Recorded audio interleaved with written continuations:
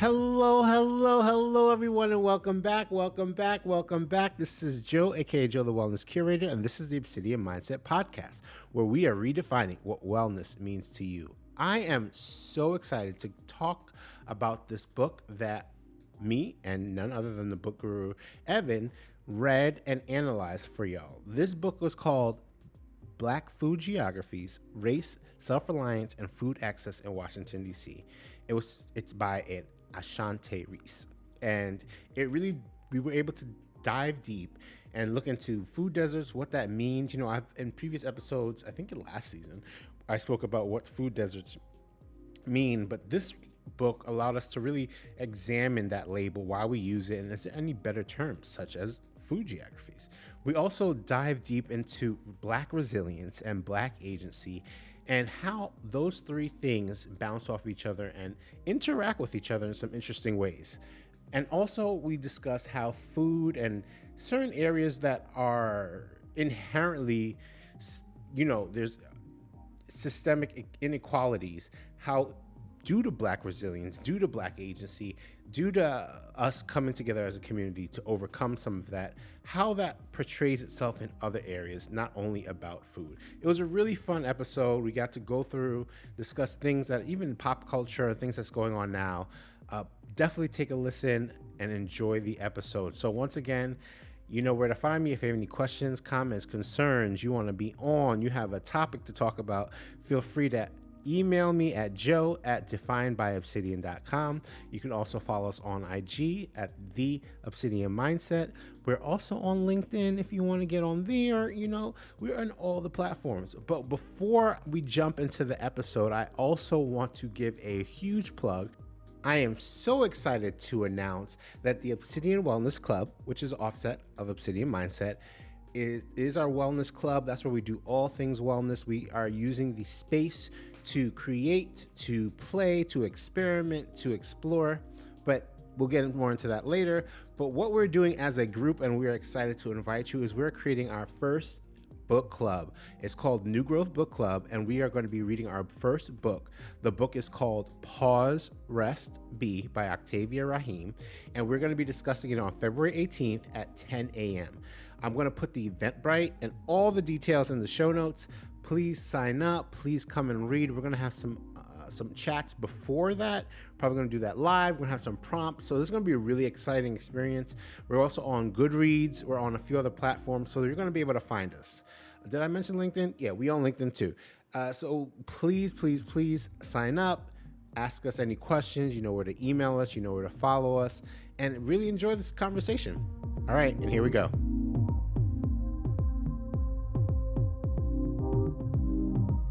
All right. Hello, everyone. Welcome back. Thank you for jumping in and coming with us to The Library is Open. As you know, this is the Obsidian Mindset Podcast, where we are redefining what wellness means to you. And we have this segment called The Library is Open with none other than Joe, the Wellness Curator. That's me. And Evan. Say hi. Hello. Hi.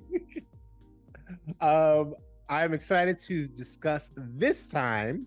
We're going to be talking about food deserts. This has been a topic, I think I mentioned in the first season briefly, but I definitely want to do a little deeper dive of what that means, what goes into food deserts. And we had a really good book. So Evan, can you let us know what the book was that we read and what it's about? Sure.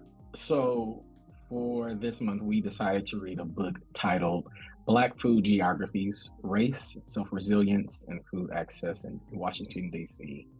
by the anthropologist named Ashanté Reese. So we read it, and we'll talk about our reviews about it. But before we get into the reviews about it, don't worry, it's not that bad. Right. Before we get into the reviews about it, I'm just chuckling. The reason why I don't know what I'm saying. Before we get into that, I want to talk about what's the underlying things that are being discussed in the book and have some larger conversations about that. So before we get into the actual book, let's talk about what food deserts are and the scientific studies around it. So Evan, can you please walk us through that and give me and us give us little nuggets, some gem drops about what's going on? Okay. confused. Sure. So many of us may have heard the term food desert, and the term came around some came from some studies in 2006. Researchers did some trials in the city of Chicago, where what they found out from their research from their data and research is that certain communities lacked a number of grocery stores in the area, hence the term food desert. That these said community is X distance from a say grocery store that serves healthy food option, produce and protein and such. So that's where the term came from. Now, what's interesting about this book is that Dr. Reese, rather, is challenging that concept because, for instance, Joe, when you hear the term desert, what do you think of? I think of sand. I think I can't find any food or nourishment anywhere. I think of the Mhm. mirage and the, oh my gosh, I see oasis in the background, but I can't get to it. That's my thoughts of deserts and So it scorpions sounds because like I'm a Scorpio. okay, so it's had to If we plug in being the real. astrological sign, of course. So it sounds like you see a lot of space, right? And Oh yes. like you said, outside of any such civilization, and that's what Dr. Reese is saying that we can't just because these communities don't have grocery store doesn't mean that they don't have people, particularly communities of Black people, right? A community that we often know are underserved and forgotten. So to have food deserts is also saying that there's no civilization in said Mm, areas. And I think it's a very profound way to look at this term that we easily use because food desert is catchy, right? It provides a sense of understanding, but it doesn't take into account the people in that community, which is what she talks about in this book. So Deanwood, Washington, I'm going to get into a little bit of the synopsis, if that's for it. okay. Yeah, yeah. So the Deanwood community, it's east of Washington D.C., what most people fly into and visit. Mhm. Small Black community, but a number of individuals from the South migrated to Deanwood to establish, a new civilization. Unfortunately, as so many things that we know in American history, there were a number of structural racist systems in place that prevented them from receiving a lot of their needs. One of which was quality foods, the foods, basic produce that just helps us thrive, and just access to that. And what Dr. Reese explains to us is that through mainly Black agency and Black self-resilience, the community of Deanwood was able to find ways to have some means of produce that are actually beneficial, that are actually beneficial to the community and the individuals in that community. Hence, the term she uses is she uses the term food geographies. Geography Mm. encompassing um, the people, what the people do, how do they manage around or through these issues that are at hand. And she also talks about, even though there are grocery stores in these communities. However, a number of accounts have helped discuss the low quality of the foods that are there as well. And she not only gets this from research from the city and the state, but she also has a number of personal anecdotes from the residents of Deanwood, from past and the present, to talk about their community and what they're doing to live and to eat. I love that. I think when you were talking, given that great synopsis, the first thing I thought of mine is, I've used the term food desert before, not thinking too much of it.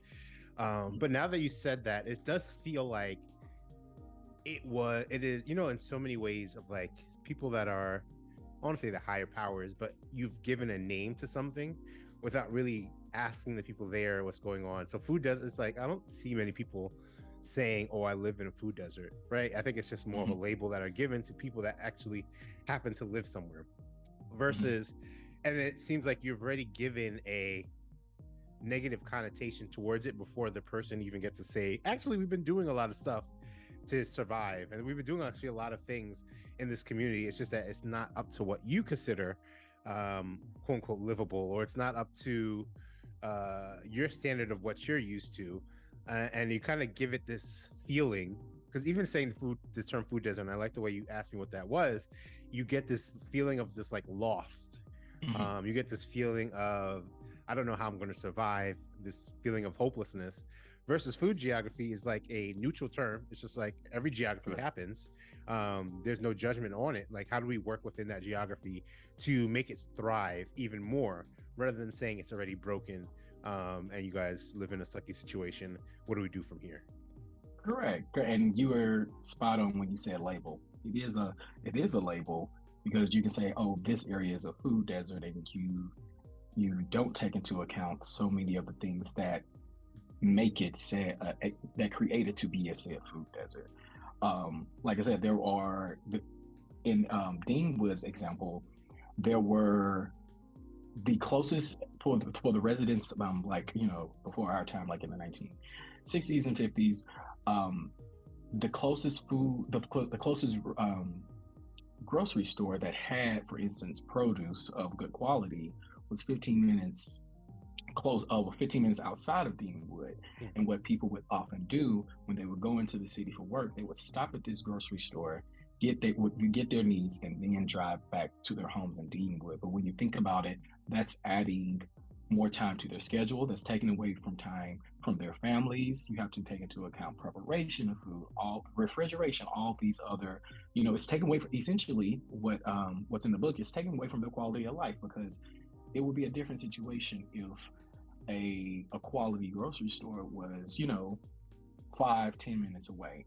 In addition, again, think about so many of the other problems that are at hand, and I understand, like, we're speaking, there are issues that are happening on a macro scale that we are trying to work at on a micrological scale, a micro social scale, let me say. But like also on the macro level, how many people in Deanwood, and at that time, and even currently, Deanwood has a lower has an income level below the average income level, below, yeah, the average salary level in the states. That being said, individuals may rely on public transportation. They may rely on a limited means of transportation to get to these places. That is another barrier to, how can I to accessing the food that they have. And if you're working extended hours, you do not want to add on another 30 minutes to 45 minutes, to get food. So it's a lot easier to just go to a Safeway that's down the street that doesn't necessarily have what I want, and to get the food there. But the thing about Black resilience is that we say we're going to find a way at any means necessary. Which is why the community did create two things: a community market and a community garden, to essentially, have a means of cleaner foods and healthier foods for their families and children. That's a good point. Can you repeat those two things? It's community. They created a community market. Mhm. The community market not only sold, goods, foods, but it was kind of, think of like think of like a farmer's market. I was gonna say it's like farmers or like a flea market esque. Yes, they sold more than just food. Hence, yeah, that's why they consider it a market compared to the garden that was actually fertilized from a number of Deanwood residents. That, like, cropping, because a number of these people came from southern states, so it was actually natural, to say the least, for families to go up north and establish a garden, with vegetables, fruits, and such to then sell or to provide. Yeah, I like that. And I think what I'm hearing about those options are you kind of creating your own options. You're giving yourself some more options compared to what has been laid out, by whoever the powers that be, or whoever is making the decision of, like, should there be a supermarket in this area. For whatever reason, they decide it's not either profitable because of capitalism, or it's not Hmm. advantageous to do. The community is kind of going through their own channels to make sure they're getting what they're getting. Because, like you said, it's like, even if you take this for now or for ourselves, any I hate the concept of grocery shopping. That's just, let me just, it's like I'm taking time, even if the store is right 5 minutes away. Yes. I have to get up, I have to get ready, I have to go First of all, let's take a step back. I don't like cooking. I think I've said this almost every Okay. episode since we started. So the thought of I have to get up and like actively think about how to cook for like myself. I don't get enjoyment of like figuring out recipes and the puzzle pieces. I'm just like, just give me whatever calories I need. So that's step one. Step two is like I have to get up and go to the grocery store. And I currently do not have a car, so I have to either use public transportation or I have to walk. And like you said, that's just like adding extra burdens for myself to get there, to get it done. And I'm privileged enough to live close to mine, so I'm walking distance. I'm like maybe 5-7 minutes walk.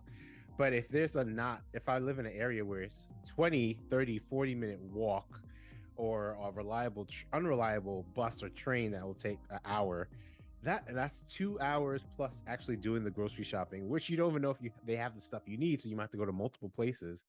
That takes a lot of energy out of someone, especially if you're on a busy Sunday or you maybe have to go to work that day. It just, there is a space where, and I can admit I've even thought of it in the beginning of my wellness journey. It's just like, why are people the classic why not just buy a salad argument, or why do you need to why do you have to go to, let's say, a McDonald's or a Popeyes to get the dinner for the family?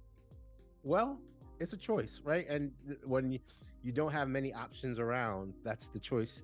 That the best choice, I think, is you're using the best tools that you have at the moment. That might be someone's best tool. When you think of, like you said, the full aspect of someone's life, like it's not just looking at that one meal and saying, why didn't they pick this over this? But when you talk about, oh, they're working 5 jobs, they don't have support, they don't have time to make a meal that takes an hour to make, they have to feed, whoever is in their family or extended family.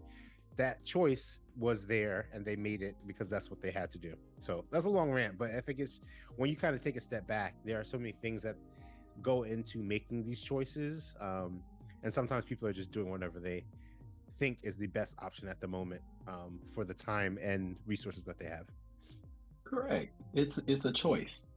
You only have the information available to you at that time, at any given time, and the information that is a constant, decision making process for individuals in Deanwood has been, what's the best, and first, what do I consider, the best food for my body at the moment, and whatever that is, do I find that at McDonald's or Burger King? So it again, as we're laying out, it's just a number of things that go into just that decision of what do I eat tonight, and so many of the larger. There are so many other, like you said, larger powers that are already inflicting and making that decision. In some cases, a lose-lose are at the start. Right. That's unfortunate. But I want to say, on one end, you do have a decision is, I'll just go to a fast food restaurant and have this meal that will accumulate in my body over time. That probably isn't the best option. But another option is, let's create a garden. Let me create my own food sustenance. Let me go somewhere else, or let me create my own grocery store for my family, and now it's a business option. And that's what Reese highlighted here in this book, is that there are the community garden and the community market were, a sense of hopefulness, of resilience, where African Americans in this community, they say, you know what, we want to take this in our hands. We know this isn't right. And when we look at food, it takes away all of that work that was done. Again, there were a number of stories from individuals who went to the market, and they mentioned how they loved not only receiving the foods that they need, but it built community. You're not just feeding your body, you're feeding your soul, you're feeding your community, you're feeding your spirit, your spiritual sense when you're going to these markets and communities, because that felt good. I know, I've read one woman, she felt good just being able to build a relationship with, one of the managers of the markets, because, it made it better. So that's a valuable critique that I appreciated from this book as well, is that, you get a lot more when you're building, when you're able to, find a glimpse of hope in such a dismal situation. Go ahead. Yeah, and I think that kind of brings me back to the term food desert, and just like how even if you compare that story, if someone's like, yeah, that's cool and all, but you still live in a food desert, it kind of puts a slap in the face of just like, this is all the work I'm doing for me and my community, Hmm. and yet after all of that, you still want to put this label that is not getting the full picture. Um, well, it's disheartening. It But is, I and think. it. Oh, go Go ahead. ahead. I was just gonna say, like, and it's almost like a catch-22 because although there is this level of resilience, right? And I want you to think about this not just in the scape of Dean Wood's food inequality, but on a number of Black topics at hand. But you know, although there is this level of resilience, we also have to like critically critique like how is this how is this affecting like the larger community as well? Like, Mm, and like, are we really redistributing? In this instance, are we for the community of Deanwood? Although we have this market in place and this garden in place, are people going to these markets and gardens compared to the grocery stores that are 30 minutes away? Is it providing the long-term changes that we need to so the community can feel better? Are we, redistributing the wealth in the community, creating markets and gardens? And a number of people were, it was almost like half and half the stories. People felt it was great to have, but they were like, I love going to the market to console and meet my neighbors, but I still go elsewhere. So it's like it's hard. It's just a complex, you know, living situation for these individuals in Deanwood because they have to. It's almost like you're fighting between what you need, but also what feels right. mhm. So I found that very interesting. I like that. All right, so maybe you want to get into the themes. Let's kind of dive deeper into that. Sure. So the biggest themes that we got from this, of course, we mentioned the food deserts, but also Black agency. That was Mm, something I really felt was a huge theme, and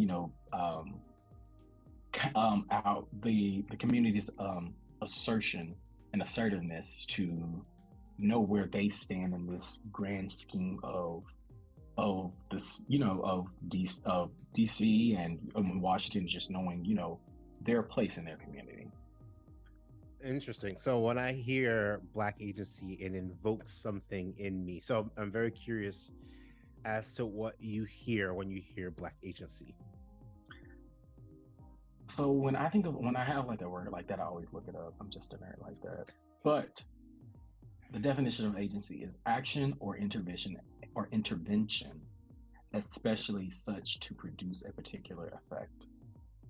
And when I hear the term Black agency, I think of influence. I think of motivation. I think of action. I think of like I feel like oh, I hate to say this, but it's like standing your ground. Hmm. Don't hold on to that term too much, but it's very much making a means of the situation you have at hand to essentially get the solution that you want. What do you think when you hear Black agency? I think it like you were discussing it. It kind of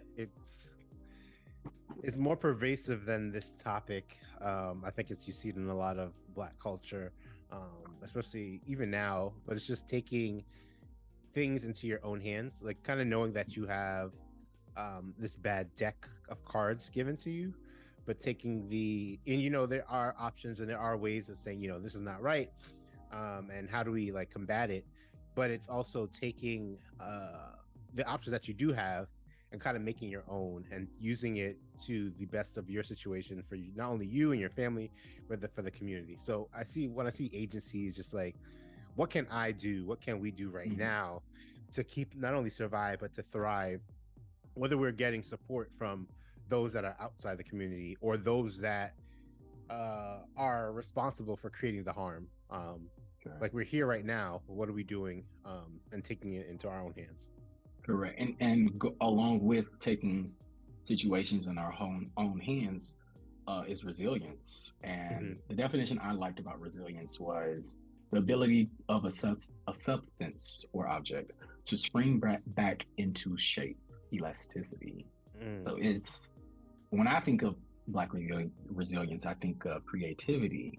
I think of, genius that comes to mind. I think of, you know, almost toughness in a way, being, perseverance. That's another word that I think of when it comes to resilience and how, these two really do go hand in hand Hmm. in complicated situations.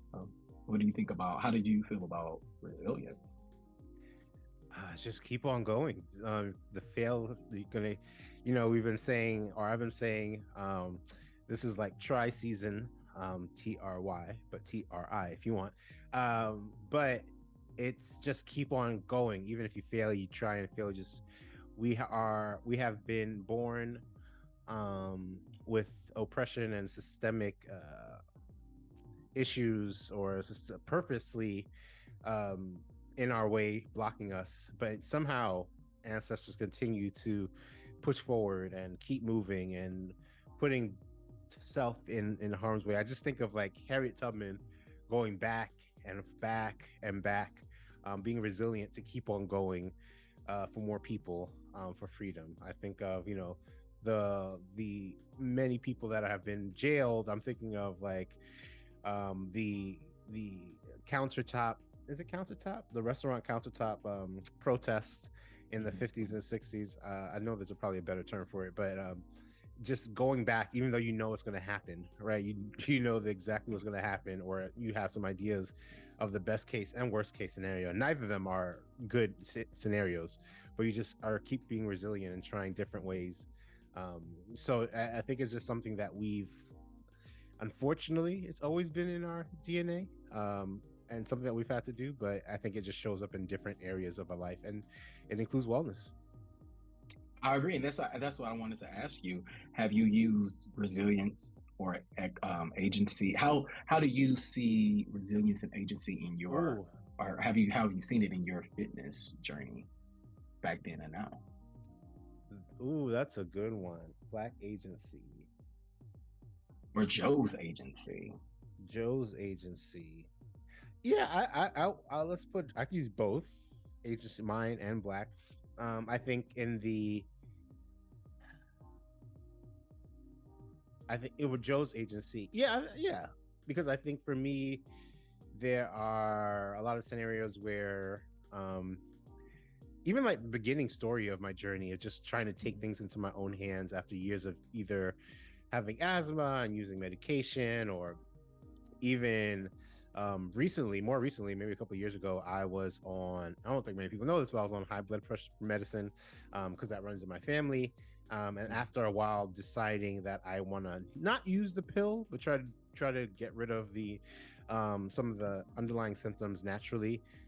Working with my doctor to get that done, and being able to do that through diet and exercise. So that's when I think of me taking agency. It's like, think of those little situations where I can, I see what's up against me, and I see what the environment is producing for me, and it's kind of saying, okay, I see that happening. Now what can I do to take action or take ownership of it? And it's not always, because I think some, in a weird way, the term agency gives you a feeling. So I'm thinking of like a Marvel movie where it's just, it feels like the ending's always going to be like this great, amazing plot, like you found the princess or prince, like you've had the good ending. But it's not always like that. I think it comes with trials and tribulations. There are times where you'll take agency and the situation doesn't work out, which I think goes into the resilience part, right? I think that's where Hmm. you like, the resilience piece is the kind of like the afterwards of what happens with agencies. So when it fails, I think sometimes folks, including myself, will take the agency, and when it fails, they don't apply the second piece, which is the resilience. Mm. They'll take the agency and they'll do it, and it fails. You're like, all right, let me just go back to normal, what I'm used to, or let me go back to what isn't working, but I'm more comfortable, or it's more safe. When in Hmm. actuality, you kind of have to use them hand in hand, to get the best outcome for not only you but your family, friends, community.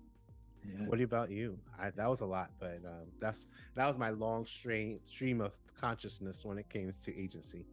This is your show, okay? You can This is our talk as much as show. yes, it is. But you running this. You can talk as much as you want. Okay. You had some great gems in there. I can agree. Agency and resilience go together. Two things I never realized really are compatible.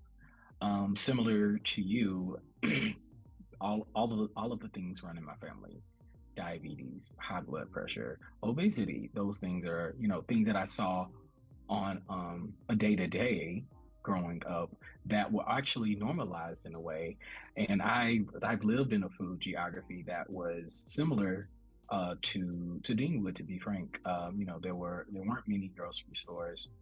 There weren't many sidewalks or walkable parks. Things There weren't many things in place to provide me with what I knew to be a better way to live, a better way to eat, a better way to move. So now I think just choosing every day to do something or eat is a way of me practicing both my agency and my self resilience over a span of my 30 years of living. Because there was an option where there was a time where I didn't have options, right? Or I'm from a working class family, so and knowing that there are still people in those situations, but there are things you can do every day. There are options, and even if that option is within yourself to change it, and that comes in play. Because the resilience of that could be, unfortunately, still having to go to a specialty shop.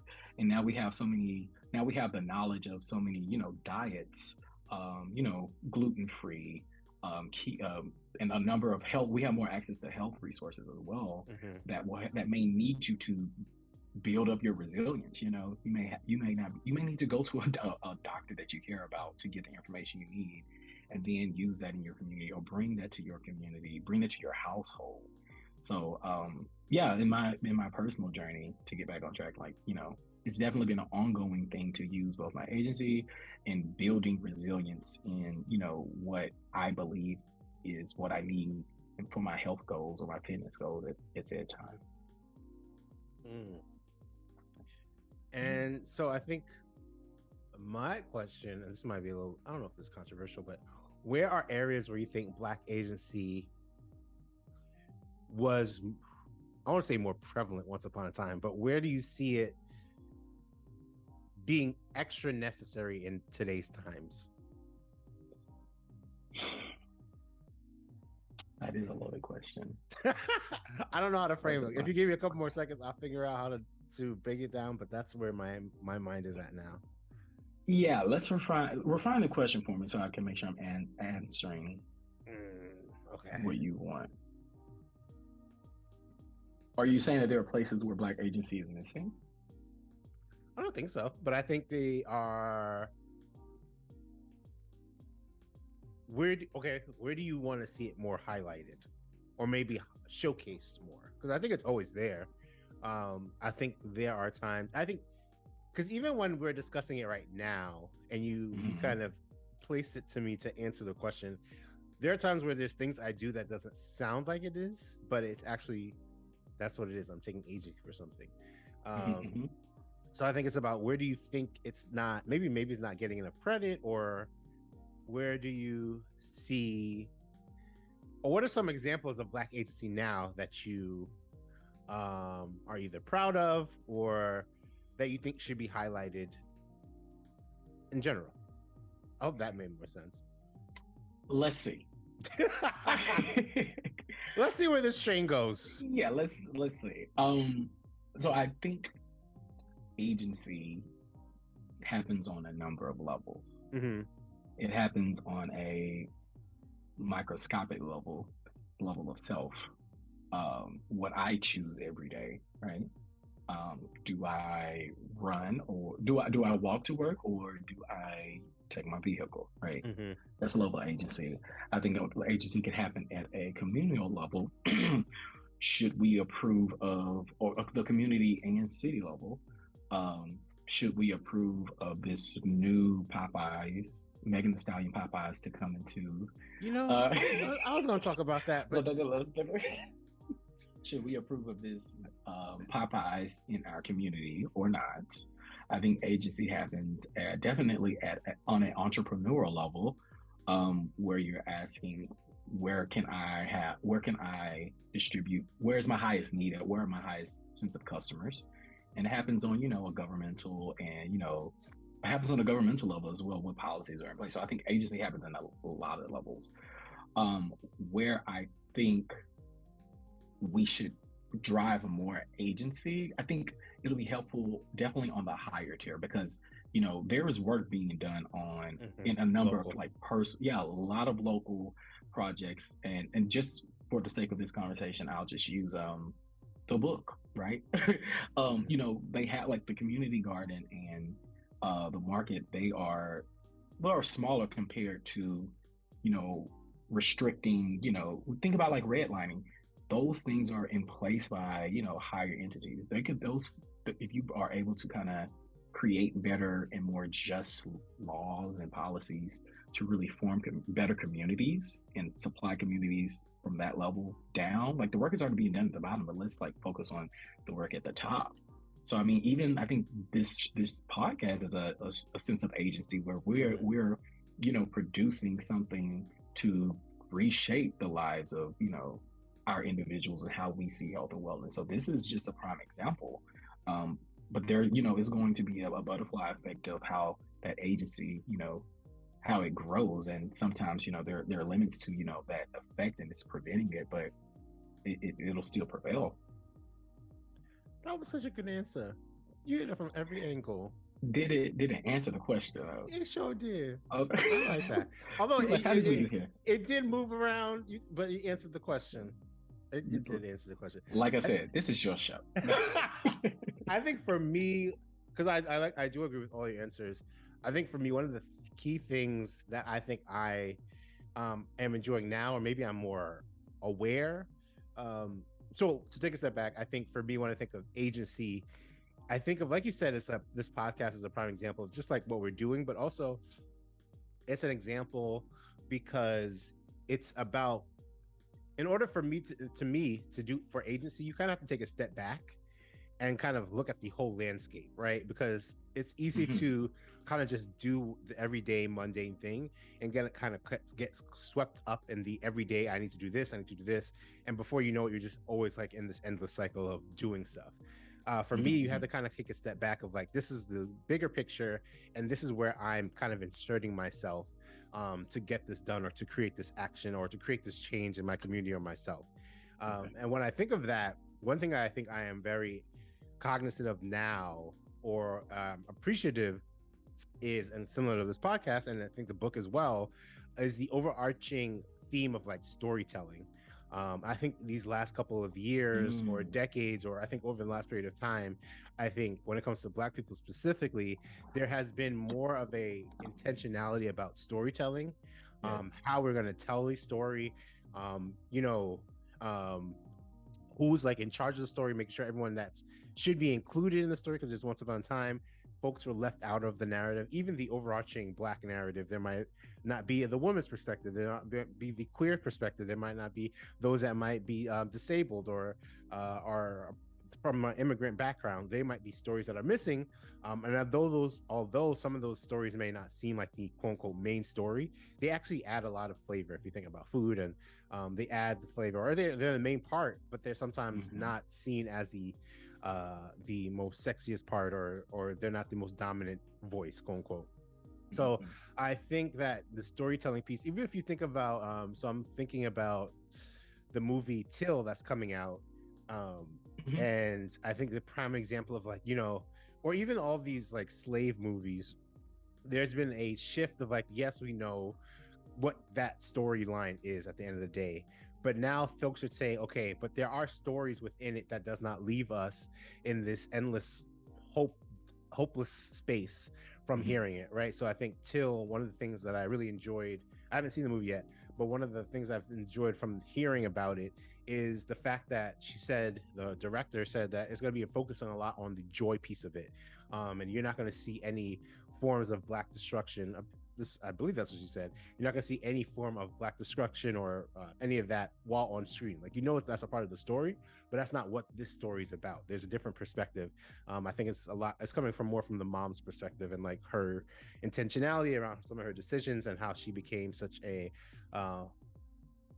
behemoth. No, not behemoth, but just like this monumental figure, based off some of the quote unquote smaller decisions that she made, that kind of trickled down to where we are today. So I think the storytelling aspect, and everyone just knowing, I think that everyone has a story that needs to be told, and being able to do it whatever way they see fit, where they see fit. I like that. We need to tell our stories. We have to. We have to. Everyone has a story. And I think that's a line that everyone always says, but it's so true. And it is not until we tell it that I think it becomes real. Mm-hmm. Although, not saying that if you don't tell, whatever happens is not real, but I think for you as a person, sometimes telling the story out loud is the difference between kind of living in your head and letting either fester or not celebrate it. And two, I think it kind of, one, fills the space, the community, with either hope or a lesson to be learned, or just a sense of like you said, community. There's always, that everyone has a story, but not all stories is like, I want to say it's not original, but there are so many people going through what you're going through, and you might not know it. And I think if we think about collectivism and being community, sometimes you need other people with your story to either help you move on to your next chapter. Look at me getting into this book metaphor. Move on to your next chapter.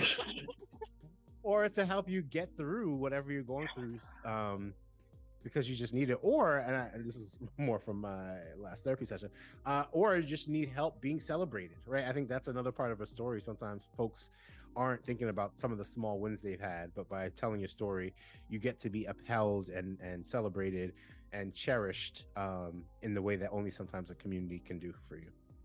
I know you said you got that from your last therapy session, but I felt like you gave us all the session. That was and it. I needed that, so thank you. I was like, he'll be proud if he's listener. Hey, right. Like, this one's for you. For free. This is for free. His word. So, should we rate the book? Yeah, let's jump into this. Let's move on. So, okay, so we talked about the topics. Now the actual book itself, I'm gonna give it 2 scores, but I'll let you go. You want to go first? You go first. You want to flip a coin? It doesn't matter. I'll go. Okay, go ahead. I'm gonna only give it 1 score, and I'm going to give it. Wait, is it still 1 through 4? Yeah, 1 gem or 4 gems. 1 is a nah. 4 is like, yes, give me more. So I'm gonna. Do we have partial gems? Oh, you about to give me a 7.4? You're gonna like a 2.375? That's exactly what I was going to research folks are crazy. Y'all just want it to the nearest 10th power. I was gonna give it pi. Go ahead. Whatever is in your heart. 3.1427. No. I was gonna give it like a 2.5. Okay. No. I'm just gonna give it 2 whole gems. Okay. Positives. What I did enjoy about the book: great information, great perspective, and great layout of the problem, and also the resolution, but also a great critical critique of both, the micro issues, food inequity, but also critiquing how our community, how the Deanwood community specifically are addressing it, and if it's really providing change over time. Great things about the book. Oh, and lastly, the great stories. Like, they have, if you don't read anything else from this book, like, just read the words of the Deanwood citizens, and you'll really be, it's just homely. It gives it that like fictional kind of, it gives just a soulful aspect to the book, which I appreciate. What I didn't like is that it is a heavy book. It took me a while to really get through this book, and I know at times I just need to put it down. some parts I had to skip just because it was just so dense. It isn't a leisure book. It's a book where you go if you want knowledge. So in that regard, I wouldn't necessarily recommend this to somebody unless I know like this is their vibe. This is what they live for. But I'll probably definitely like I said, say here are some good. I'll probably like put some what is it, some post-its in the book and tell people to read it. But I can't get this one as a Christmas gift this year. That is that's literally those were my thoughts. I think for me it was so I think that's why I was going to break it down to 2 scores. So the first was going to be like the actual, like the story was good, like the concept, the ideas are good, so that's what I was going to give it a 3. But when it comes to like what we're doing here of just like trying to find the story, it was just very dense. I think there's another book. What's the other book I would say? It's about it's like Black people and like in the criminal justice system. Let me figure. What's the name of The New Jim Crow? Yes, that book. So that book is really good. It is. However, it took me at least 4 tries to finish it. I started, I stopped, I started, and I was just like, each time I was like, I'm not doing this anymore. It almost lost me. But when I finished it, I think when I got to a certain point, I was like, I'm so glad I finished it. So I think I would rate this in the same sense of just like, it is very specific, it's very dense. It's not something, like you said, it's not like it's something that you have to like have your highlighter, you're looking for facts, like you're getting all these things. And usually I think for those type of books, it is for trying to learn and also try to implement or trying to figure out what you want to do next. It's not something where you just well, I don't want to speak for anyone, just to read. But yeah, that's for that. I'll give it a 2 just because it's like the actual concept of the book. But I don't want to, it's just because that's not the concept that we want here. Correct. And that's the thing. So I don't want to take away from it. Correct. And 2 things. One, this was Dr. Reese's like PhD. This was her dissertation work. And she wrote it as that. So this is a dissertation. This is meant for educational purposes. The thing is, I think again, as we look for books and we want to discuss this with you all, the Obsidian community, we don't want it to be too heavy for y'all. We want y'all to go out and seek the knowledge, but also, go to, do your daily task after. Right. We don't want you to go back to school. So I think this is unless you want to. Unless you want to, because we're not here. We support. We get to whatever you need to. So I think this is also a good note for us that we'll make sure that even if there are books like this, because I think there are books that are a little bit on the heavier side that we still want to able to discuss and use the research, we'll probably just layer it in to some of the other topics or books or articles that we have, so that we could all enjoy it and get through it. But yeah, I think overall though, I do enjoy the topic. I do like the idea of shifting the narrative, making sure that we're being very cognizant about the words we use, right? Because it's important that we are thinking about the whole scale of the people that we wanted the betterment of their community, our community, but also making sure that we are also including us in the decision-making skills, or in the decision-making, as well as the naming, the ideation, just making sure we're not just putting on a label from 3,000 miles away and trying to diagnose it. I think this also comes very close to, I don't know if you saw that article about in Harlem, how there's like this course in Columbia.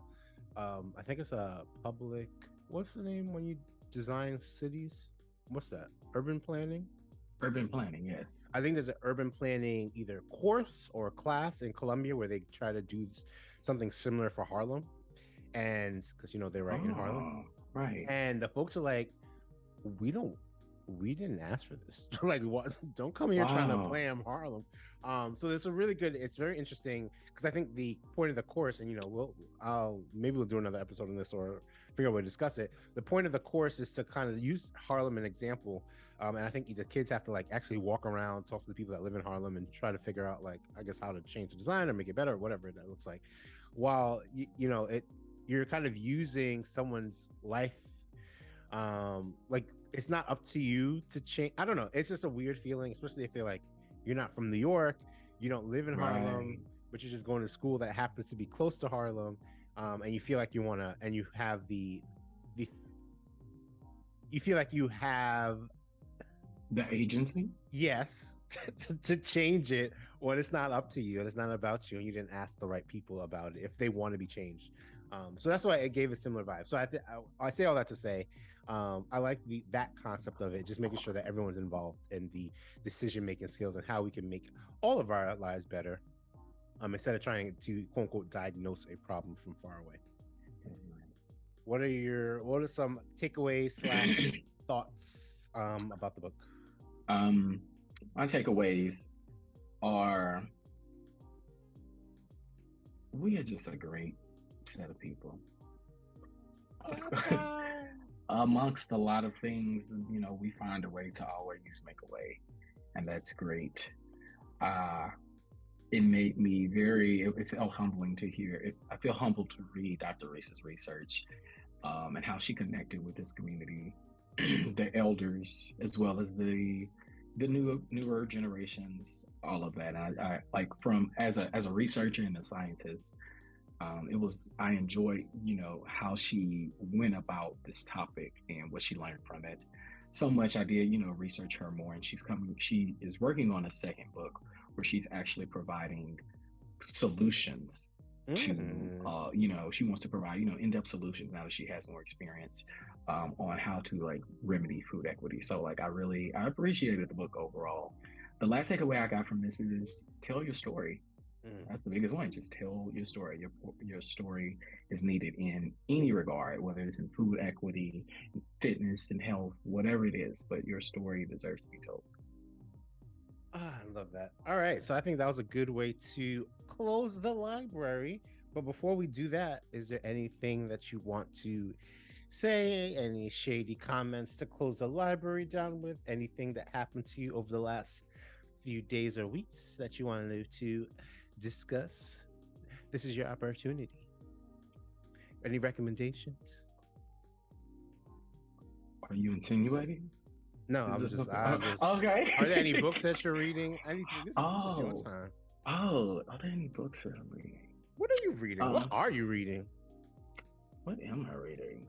I'm trying to finish books that are on my shelf. I have that's been the goal of my life. I've been invested in graphic novels and comics lately. So I'm reading. I picked back up. This is called The Black Monday Murders. Ooh, what's that?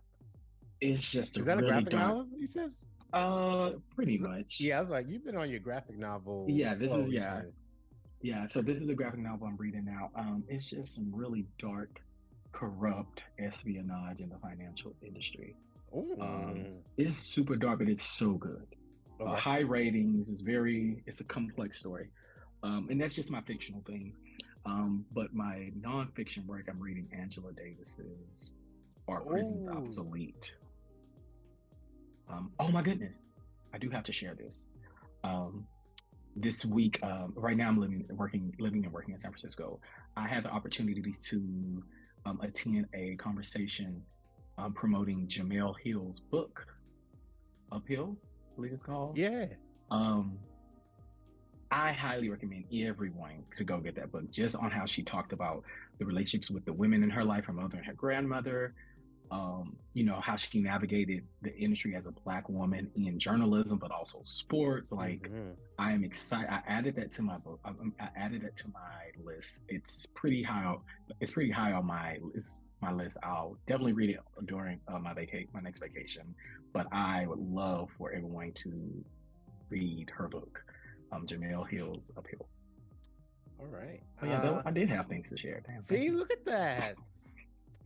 Let me see. Well, on my list, so I'm almost done with the 4 Agreements. So good. I see why people read that book annually.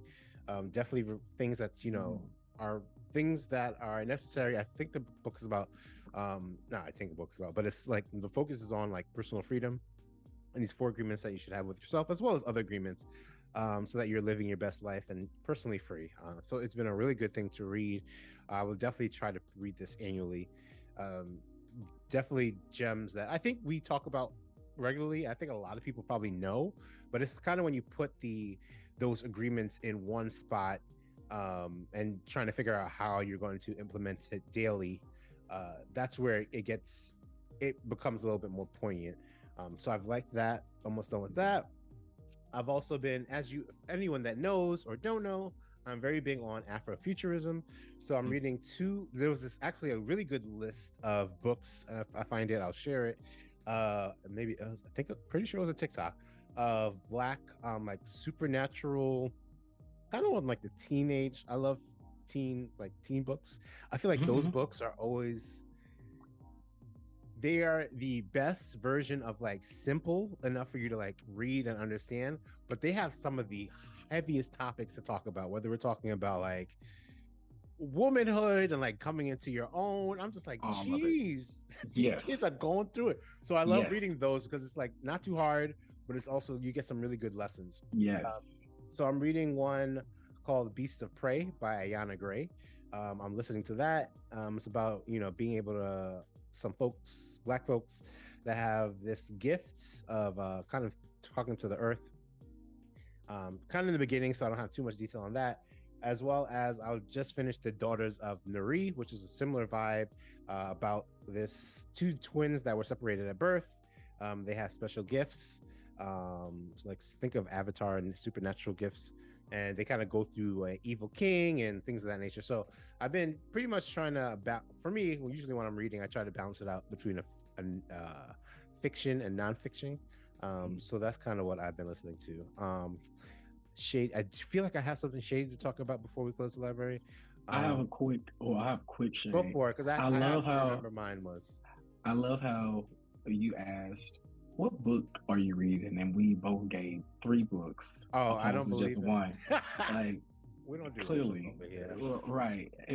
But honestly, we can't finish books either. So that is. Well, I can. Self-shade, yeah, that's true. Because the amount of books on my bookshelf that I have not started yet, it's kind of sad. It makes me sad, but I love collecting them. I actually put myself on a no, do not buy any more books unless you read one. So it's like, read one and then you get to pick one. You don't love yourself. No, you buy all the books. I can't because last time when I moved, I learned the issue with this. Heavy. As somebody who's moving now. Heavy. As somebody, okay, a little flat. No, quite flat. This ain't my arena, but I still try. As somebody who is presently moving, traveling and moving, books are the worst. It is. And you're like, damn, I really don't want an electronic book, but I want to read this book, but I don't want to carry it. I get you. The flow. What other things I had? Oh, so it was my birthday 2 weeks ago. So that was fun. We were out there doing the Spartan race in Dallas, Texas, and then went to Houston. I had a shady comment. I forgot what it was. See, this is how you know I'm not good at it. No, strike that. I'm good at it. I didn't have nothing on the top of my list. I didn't prepare. But if you gave me some time, I could figure something out. But just write it in your journal. Go for it. You know what? That's right. I'll leave it, and I'll also give it to my therapist if I need to. It wasn't meant to be. It wasn't meant. It wasn't meant. I love that mentality. Yeah. What was your last thing before? It's gonna come as soon as you. It sure is. Recording. As soon as I press the stop, I'm like, oh, we're gonna start this up again. I want to add this. It's on your heart. Mm-hmm. Oh, you know what? Oh, we ate too long. Thank you all for listening. Actually, it was about to be about my dog, but she's here watching me, so I'm not gonna use it today. You did have one more thing you want to say, or did I interrupt? Oh, I was gonna ask you, have you done any races lately? But you mentioned you did. We got the Spartans in. We did that. It was a great time. And maybe we could talk about. I think we should do an episode about races that we've done this year and some reviews. I did a little bit on the last episode, but I would like to do a little bit more debrief and get more. Actually, I might. You know what? Let me save this because people might say no. So I did that. Then I have some more races in Florida in December if I don't push it out.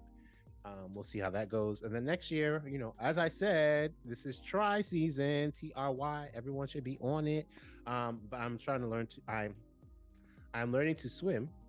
I'm taking swimming classes in January, so I'm excited about that to start my swimming journey again. And I'm trying to do a try in 2023. Yes. That is what you need to chronicle. Your first try. Oh, baby. Gee. All right. That's the story. There might be a lot of cursing involved because the way the swimming is set up. Okay. Promise me this. We have to record after your first open water swim. I know that's a long way away. Just agree to it now. All right. I've heard some things about it. That's exactly what we're going to talk about. Open water. All right. We'll be ready to chat. You forgot I was there. I almost wasn't meant to be. I almost. This was supposed to be. This could have been an in remembrance episode. Okay. I know. Oh man. All right. Now I'm excited. Not really. All right. I got to figure it out how to get all this body in this pool across this pool. Once I do that, it's over for all y'all. Let me tell you this. I think I've said this before, but honestly, the main thing about swimming is I just want to go on travel excursions and not be the guy with the life vest. I want to be able to, jump off the waterfall without that life vest meant for 3-year-olds. So, it's the little things. Are people jumping off waterfalls with life vests? I did it when I was in DR. How unsafe. Is that? It wasn't a big one. It was a really small one. That is dangerous. Oh. Well, I could have had it in remembrance as well. But here I am. Because the you're going down, the life vest is trying to keep you up. The buoyancy, so you're forcing your way down unless you it's a certain way you should. Oh yeah, we're doing that. Oh, okay. Yeah, it wasn't an open. It was there's a full instructions. They were not irresponsible. They were. I'm thinking of you backflipping off a waterfall. Now that I think about it, they did give us alcohol and it was like a breakfast excursion. So I don't know if it was the safest excursion, but they did give us instructions about that. That was actually kind of dangerous. Now that I really think about that trip, I feel like we also saw a cockfight, and I think that's illegal in certain places. But you know what? I can already tell what this was. And this is an experience. I was on the back of a pickup truck. It was a weird thing. Anyway, on that note, I think we have gone on a full journey through food deserts and back from the US to DR. Yeah. So that's all I have. That was a moment. Anything else?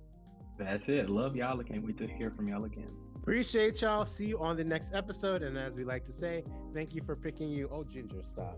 Okay. Bye, y'all.